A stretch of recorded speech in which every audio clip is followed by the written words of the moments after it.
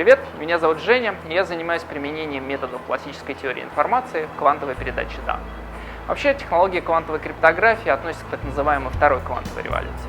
Первая квантовая революция означает появление технологий, которые позволили управлять коллективными квантовыми явлениями.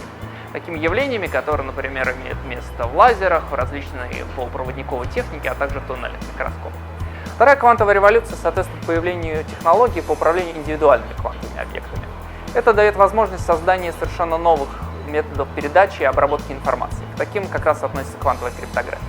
Также это означает появление квантовых компьютеров, которые должны решать задачи, непосильные классическим. Также появление новых квантовых сенсоров, которые должны дать возможность измерять температуру в отдельных клеточках нашего тела.